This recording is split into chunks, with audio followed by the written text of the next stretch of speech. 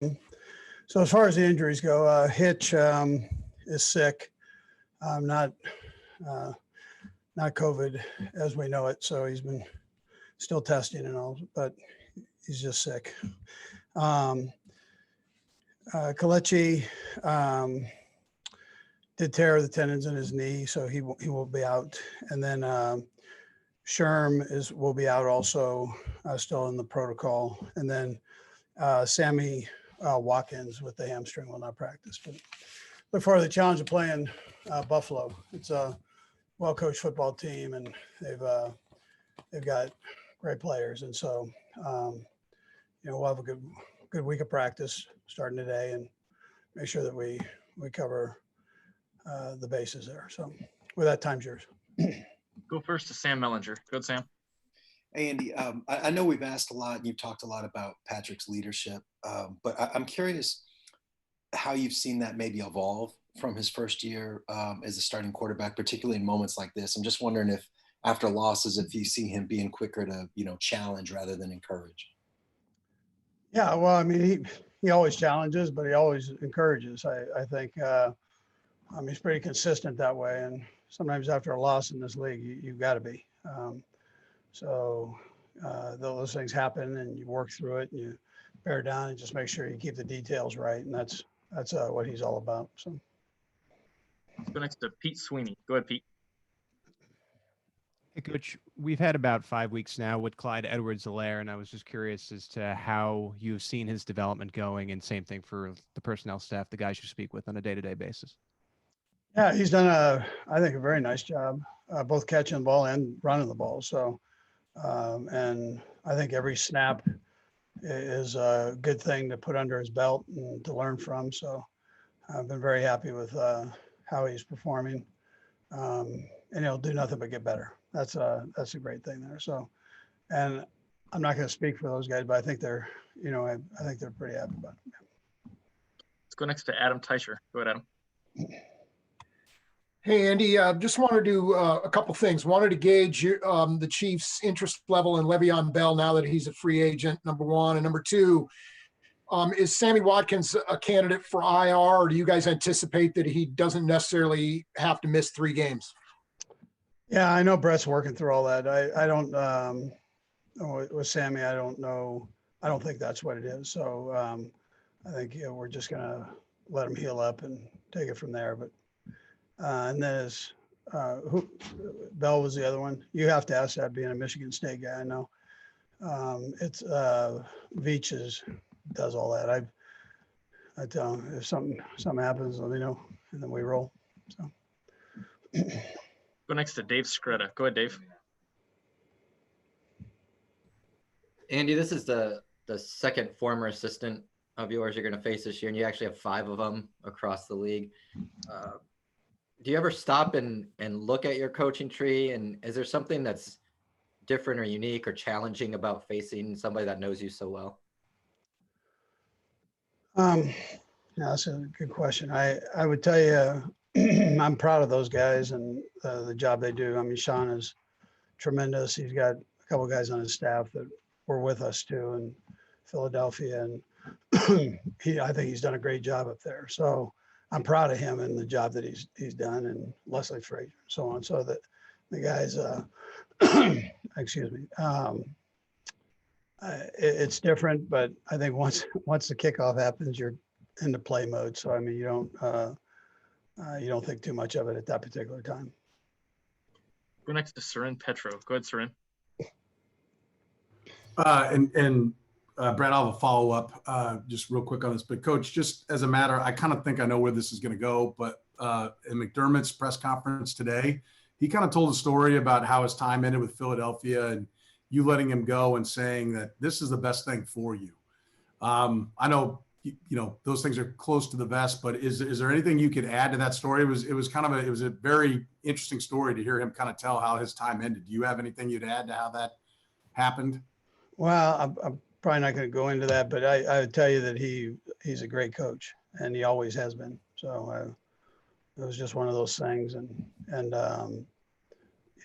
it's worked out great for him. So that's most important, I think. And he's going to have a long career as a head football coach. Okay. And then bouncing back after a loss, especially this is kind of a unique one. You guys had won 13 in a row.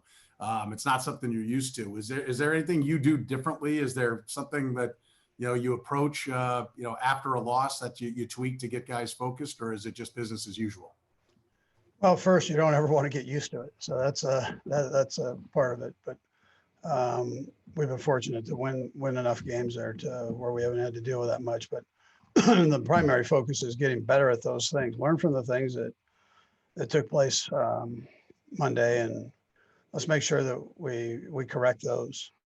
I mean, that's what's real.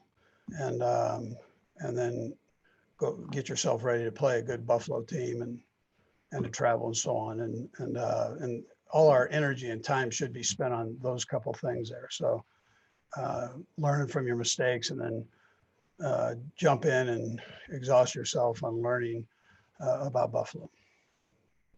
Looks like we've got 3 more hands up. We'll go Herbie, Karen, and Breland. Go ahead, Herbie.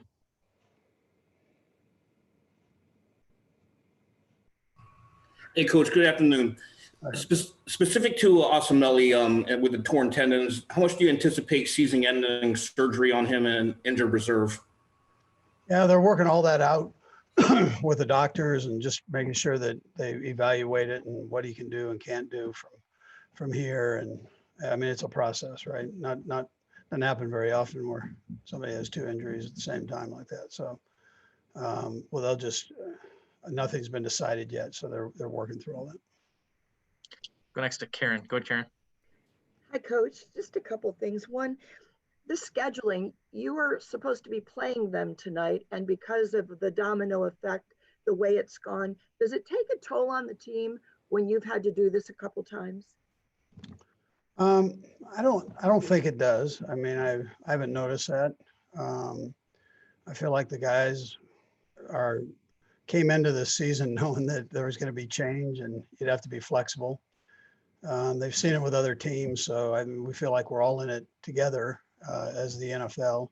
And then we just expected that things weren't going to be exactly the way it was set up to be, and you'd have to kind of roll with it. And so I think the guys have handled it very well, and I haven't really noticed any problems with that. No. Go last to Breland Moore. Go ahead, Breland. Hey, good morning, Andy. Yesterday, Sean McDermott said that you were one of his biggest mentors throughout this process. Obviously, he is doing something that no coach since Marv Levy has really been able to do up in Buffalo. But how often do you guys talk? And, how often does he pick your brain about this type of stuff? Because he's doing quite well. Yeah, I mean, we talk every once in a while. We're both busy, and that's how that goes. But every once in a while we hook up and talk, and it's all good. From one redhead to another, or I have no hair anymore, but I mean, it was at one time one redhead to another. So he doesn't have much hair either. So, I mean, we're kind of in that same boat together. But we still talk. Yep. Can you just talk about the fact that once again, a big game, 2 great quarterbacks, Josh Allen's done great. He's like ranked second, you're ranked 4th when it comes to passing yards. Does that just get your competitive juices at a higher level?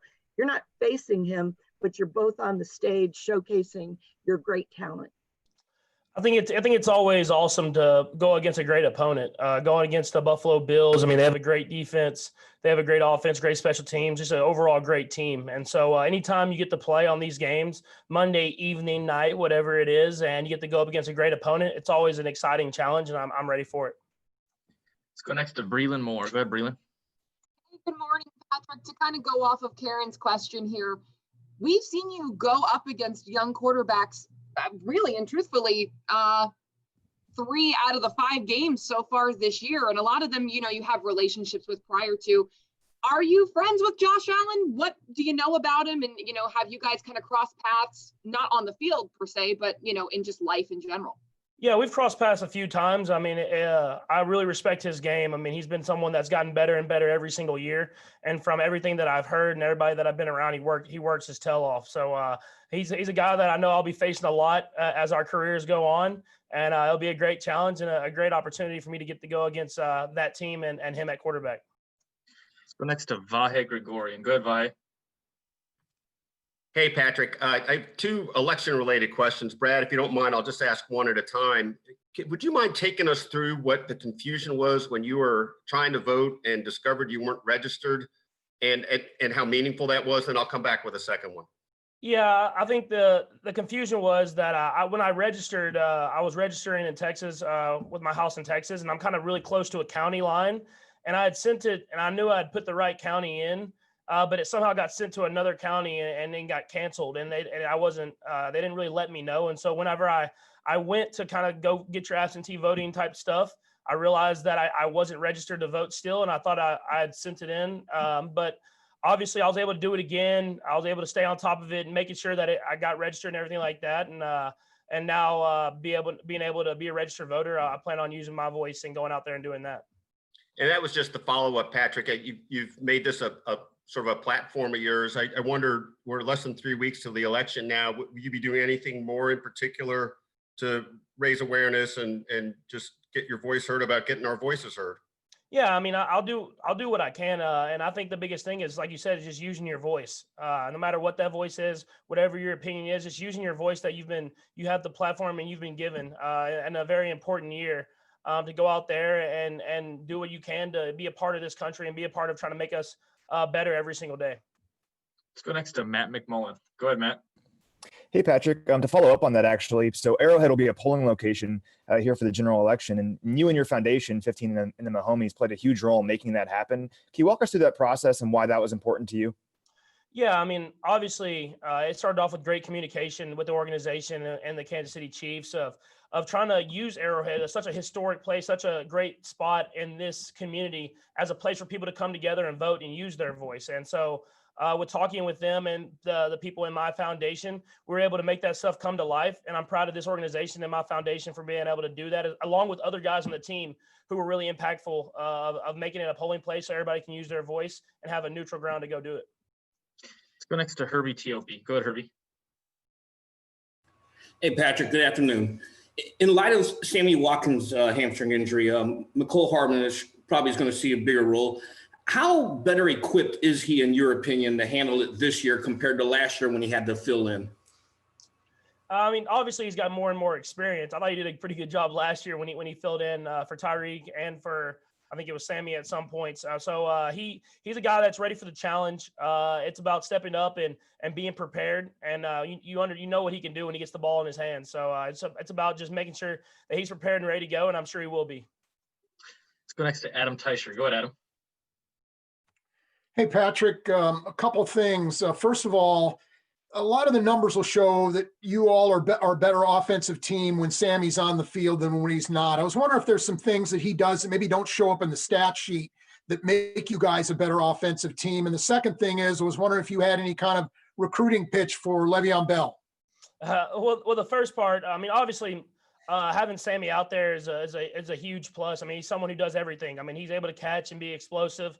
He blocks very well. He gets other guys open. And whenever you have those type of playmakers on the field, defenses have to really take notice of that. And so I think that's why you see the subtle differences and the production and stuff like that. But you're hoping guys can step up like Mecole and Pringle and all these other guys and make up for some of that production. And then with the Le'Veon thing, I leave that stuff up to Veach and them. Obviously a tremendous player, someone that can do it all, catch the ball, run the ball. But I let Veach and them handle everything like that. And then when whoever's in this locker room, we make sure they're ready to go and make plays on Sundays. Let's go next to Seren Petro. Go ahead, Seren. Patrick, two things real quick. One, whatever happened to the competition that was going to happen between you and Josh Allen and who could throw the ball the furthest? Did that ever come about, and will it ever come about? And then as a follow-up, this was kind of a unique one where you could actually sit back and watch their game. And I'm just curious what you do when you got your next opponent and you get a chance to sit, and do you take in the whole game? Do you take notes? What do you do when watching the game? Yeah, the first part of your question, I mean, obviously with the COVID situation going on this offseason, we weren't able to get anything like that going. And I mean, we'll see what happens in the future. I mean, I'm usually in Texas. He's usually in California. So we'll see what happens with that in the future. But I'm always up to any challenge and everything like that. And so, and then the second part of your question, you ask it one more time for me, please. Sorry. Yes. Just what getting a chance to watch the Bills, like in an opponent. Usually you guys are always playing at the same time. You don't get a chance to get that extra look at them. I'm just curious what you do when you do get that opportunity. So yeah, usually in the games, I don't necessarily watch the other offense that much, other than just trying to see if we're third down, fourth down, or whatever's going on in the game. I'm usually focusing on what we're trying to do the next drive or the next series or later on in the game, or seeing what the defenses gave to me in the previous series. But I've had a chance to watch their offense a couple times, just playing similar opponents like the Raiders and other teams. And so I was able to see them, and they're a very, very good offense that does a lot of great things. And Josh is playing at a very high level. Let's go next to Sam McDowell. Go ahead, Sam. Hey, Patrick. Brad, I'll have a follow-up to this, but you've always been a pretty candid critic of your own play. I'm wondering when you watch film of Sunday's game, what you thought.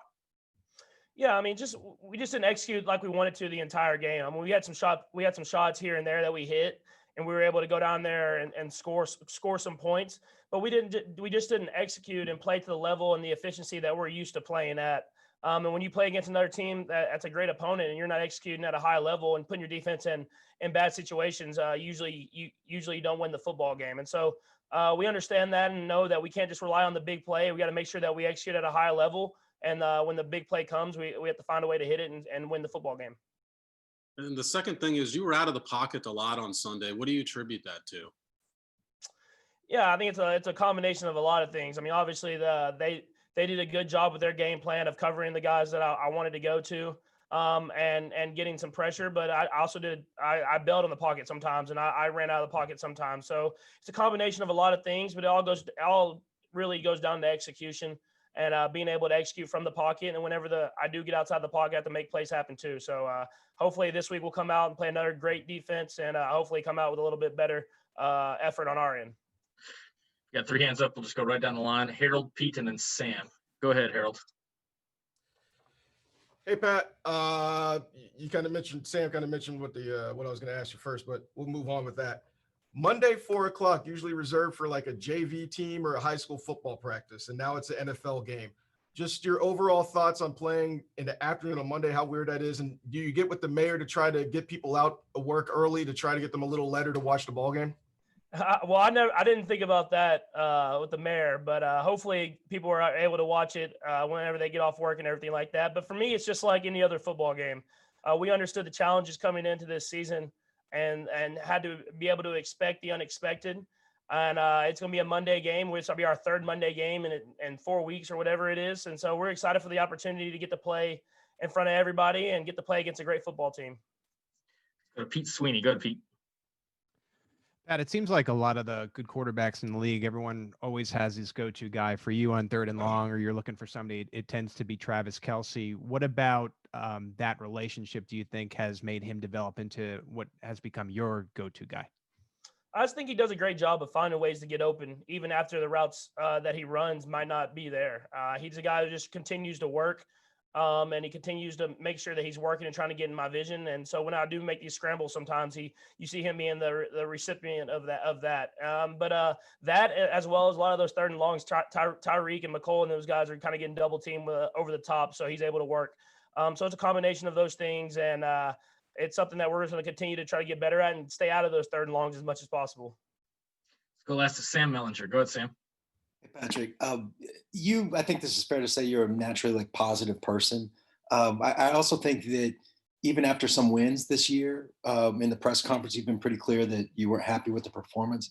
I'm just curious, in general, your leadership style, if you feel like it's evolved in the last couple of years, if you're more comfortable, or if you feel more of a need to sort of challenge rather than encourage.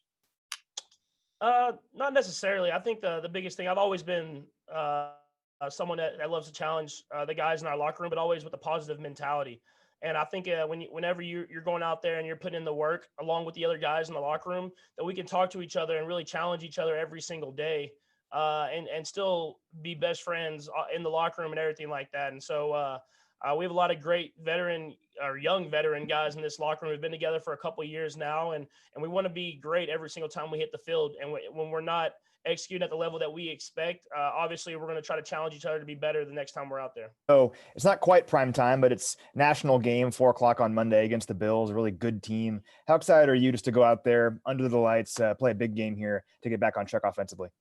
Yeah, I think any Monday night game is cool. I feel like we've been on like what, it's gonna be our third Monday night game, so it's kind of like different, just playing on so many Mondays. But looking forward to the challenge. The Bills got a great team, and just go out there and play and hopefully get back on track.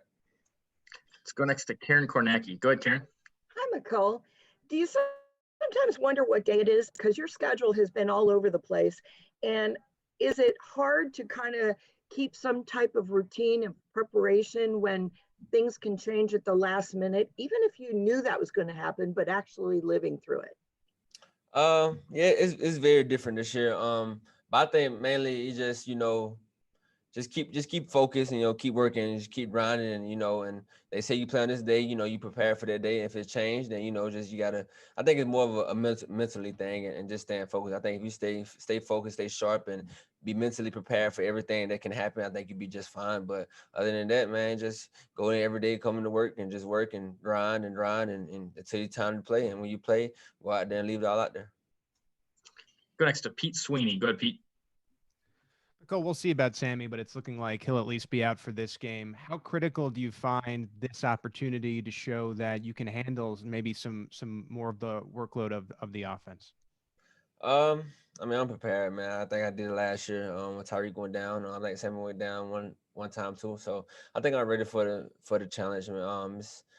It's nothing that I don't think I can handle. I'm practicing hard. I'm doing what I need to do. So whenever I get that chance, the opportunity, I'm gonna take advantage of it. And I just come down and see what Coach Reid got in plan in store for me, what he want me to do.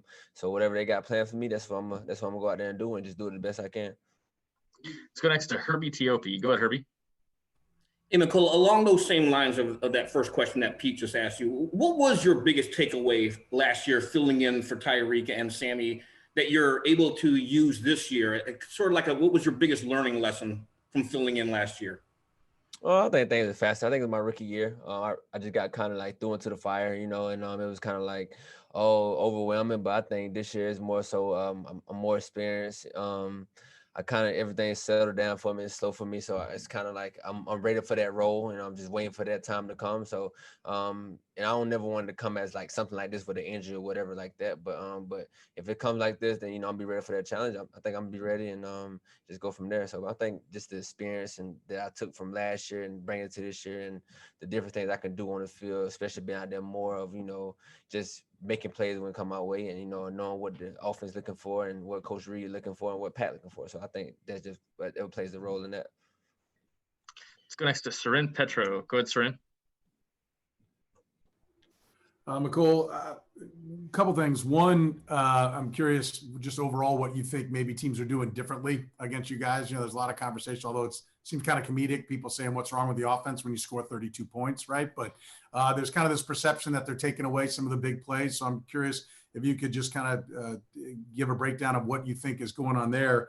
And then just, what did you do with Buffalo playing on a Tuesday? You had a chance to watch your next opponent. Usually you guys are always playing at the same time, right? Or on your drive home, maybe if they're playing the late game, something like that. This time you had a night game where you could watch your opponent after you guys had maybe already started digging into things. So I'm curious what you did during that game. To answer your first question, I think I heard you correctly. If you want to say that one more time for me. Yeah, I apologize. Just what they're doing differently. Like, do you agree with they're taking away your big plays and what teams are doing differently? I got you now. Okay, yeah. Now I just think they're trying to show us something we haven't seen before, and I think we, as an offense, we just got to execute better on certain things that we call and just really take what they give us. We know the big play is gonna be there, and we just got to do a better job of taking it when they actually give us the big play. I mean, guys playing 30 yards off, so it's kind of hard to get behind them, but we still managed to do that anyway. So it's it just depends on what they giving us. They trying to take away the deep ball, but you got guys like Travis and like at the time Sammy that can work underneath those guys and get open. You know, our main Tyreek might take the top off or whatever it may be. So we just gotta be more efficient as an offense together and taking what they give us and taking whatever they give us, take it, and then when the big play do present itself, then take that as well. So it's just us on the offense. I think we'll be fine. I don't think they're really doing nothing to stop us or hurt us. If it's so, we hurting ourselves, and we know that. So we're gonna be better, you know, going into this week, and we're gonna practice that and, you know, throw more things at them that they probably haven't seen us do. And as far as the game, I think more so seeing on TV is kind of different. You're like, oh, whatever, but you definitely can see a whole game and probably get some more film review while you're at home chilling and see what they do, their defense doing, and see how they plan and what you can get from it. So yeah, definitely it's a advantage a little bit to see a game fully, a whole game, except like from your home, you know. So let's go next to Adam Teicher. Go ahead, Adam. Hey, Mecole, a couple things. First of all, a lot of the numbers, as you know, show that the Chiefs are a better offensive team when Sammy's on the field as opposed to when he's not. Are there some things you can point to on the stat sheet that aren't on the stat sheet maybe that Sammy does that sort of makes this offense run? And Brad, I'll have one quick follow-up in a minute here. Yeah, I think Sammy, he does things like he blocked very well. He's a very good position route runner underneath, you know, that I think people don't really see what he does. He get guys open, you know, especially because with guys like him, you really got to draw attention to Sammy because he also is good after the catch as well. So there's not a guy that you just want to just keep catching the ball over and over like that. So you got to put some attention to him. And I think, like I was saying earlier with Kelsey and him working underneath me and Tyreek over the top, I think what he does is special that, you know, that makes everybody around him better. He's a good leader. You know, he makes sure everybody good. And like I said, he blocks very well in certain situations. He block after the catch and he's good after the catch, you know. So those things are there is things that like me, myself, or like Pringle have to, you know, step up on, and why if he is out this game or whatever, and step up and fill those kind of roles and some of that production that he had. So yeah, stuff like that, you definitely gotta you know, take notice of what Sammy does, not with the ball in his hands, but what he do without the ball in his hands. Yeah. Now you're your own player with your own strengths, and you have your own things you bring to the offense. But do you feel like you can do some of those things if indeed Sammy's out for a game or two or whatever? You can do some of the things he does and bring some of those qualities to the offense. Oh yeah, definitely. I think I can go out there and block for sure. I think I can get guys open. I can do all that's needed of me. You know what I'm saying? Is Sammy a little bit better blocking than me? Yeah, he's a bigger frame, a bigger guy, and that can, you know, take on bigger blocks. But, you know, me myself, I'm gonna go in there and block and do the best I can to help my guys out. And I'm not gonna shy away from it. So I definitely think I can pick up some of that slack for sure without him being on the field. Let's go to our final two. We've got Sam McDowell and then Steve Walls. Go ahead, Sam. Hey, Mecole. How much this offseason, I mean, last year you were really good at the deep ball. So how much this offseason were you really concentrating on just fine-tuning those intermediate and short routes?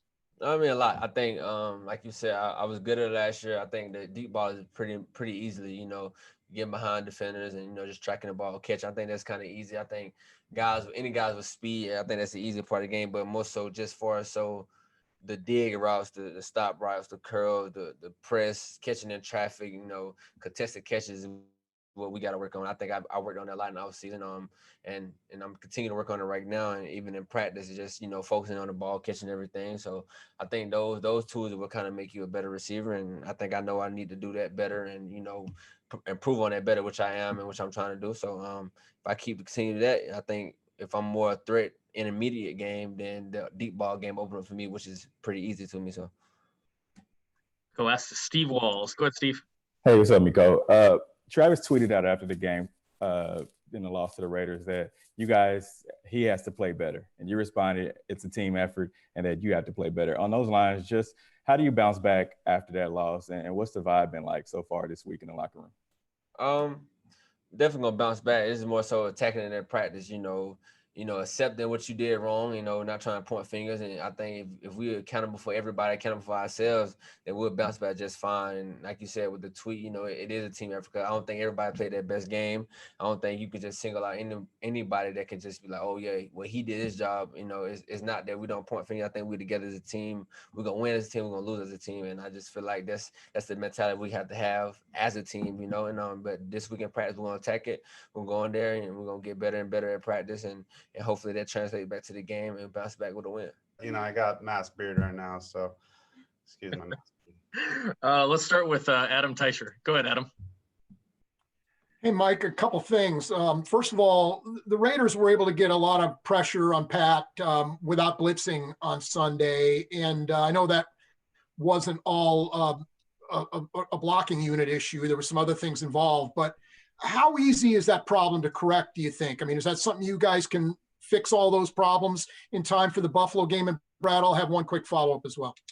Yes, absolutely. Last week, obviously didn't get the W, but we did some good things, did some bad things. And I think everything that we did negatively is correctable. Little technique things here and there that in about 30 minutes, I'm about to go on the field and work on that myself. I got to be better. And everyone individually and as a group has things to improve on. And that's what our main focus is today. And getting the full week of practice this week, as I'm sure you're going to, what does that do for your preparation as opposed to last week when you went in the first quarter? Right. Yeah. No, I'm just, just iron out all the little details. Going into last week, I'd, been prepared to go in any position they want me to go in. And so this will be nice to just be able to kind of hone in on one spot and just be able to take care of what I need to during the week, build the confidence up and get all the technique, the footwork, hand placement, everything down. Let's go next to Adam O. Go ahead, Adam. Hey, Mike. So I know you haven't been with the team for super long, but you've seen how special this group is, and you've been a part of the wins early on this season. You guys are coming off of a loss, and so is Buffalo. How important is it for you guys to not have to press and do too much to try to get a win on the road, quality opponent? What do you guys have to do to make sure you stay calm and go out there and get a good win? Yeah, I mean, last week has absolutely nothing to do with what's about to take place this week. If we would have won the last week or lost, it doesn't matter. We all have the same mindset this week as just as a unit, as offensive line, as the offense, as the entire team is just improve, get better, fix what we need to fix, and just move on from there and continue to grow and to develop. But yes, it's a very special team. I feel very fortunate to be here, and I'm looking forward to get out and practicing with my teammates. Let's go next to Greg Eklund. Go ahead, Greg. Nope. Greg, we can't hear you. Okay, we'll come back to you. Let's go next to Pete Sweeney. Go ahead, Pete. Mike, ideally, I know that you'd rather have the 5 starts in one spot, but 2 games ago, you got to play on the right side with Mitch. How does that maybe help you as you jump over to the left side and playing with Eric this week when you have kind of been on both sides of the unit? Yeah, just builds your confidence going in there and playing. This is my 9th year. I've got a lot of experience playing, and but going into a game cold is a little bit more difficult than starting. And having the previous games under my belt is just going to help boost my confidence and just knowing I can go out there and do it. And I'm just really looking forward. Buffalo's got a great defense, so it's going to be a good challenge for us, and I'm just looking forward to it. Let's go next to Harold Kuntz. Good, Harold. Hey, Mike, a couple quick questions. One, when you look back at the film and you see how Vegas kind of handled you guys, how much do you take a sense of pride into this next week and the following weeks, just knowing that, you kind of lost some battles there? And then 2, Mahomes scrambling around and you having to come in late, filling in for Kelechi. What's that adjustment like, seeing him kind of scrambling around and dealing with that? Yeah, well, looking back on the film, obviously no one's happy with it. No one's satisfied with it. But like I was saying earlier, that the mistakes that we made are all correctable mistakes. They're all things that we're literally about to go out in the field right now, work on, and to make sure that they don't happen again. Yeah, it would just, last week wasn't as good as it needs to be. And, we're using that as motivation going into this week that we need to be better and just do a better job working as a team. And with Pat, it's unbelievable, the skills he has, being able to scramble if needed. I mean, I don't want him scrambling. We don't want him scrambling at all. That's last resort kind of thing. Yeah, it is pretty amazing in the amount of plays that he's able to make outside the pocket. So yeah, it's been a little bit different for me, but it's awesome though. Let's give Greg one more try here. Greg, can you hear us okay? Yeah, I think we're still having some audio issues, Greg. We've got you. Give that a try. Do you see? How about now? No. All right, Greg. Well, let's go last to Herbie. Go ahead, Herbie. Hey, Mike, you mentioned the Bills defense, and I know you and Sean McDermott spent some time in Carolina. When you pop open that tape, how much of that still looks the same to you? Because I know, like, when he went up there to be the head coach, it sort of became Carolina North with all the defections up there. Yeah. I mean, still, like, to this day, there's a lot of guys that I play with at Carolina that are playing there. So I'm looking forward to seeing those guys and saying hi to them. But yeah, it definitely has a few similarities between the Panthers and them. But it's a whole different team. It's there's a few things, but overall, it's a different defense. It's a different scheme. There's definitely a handful of things that kind of transition over, but now they're the Bills. They're not I don't think they're the Carolina in the North now.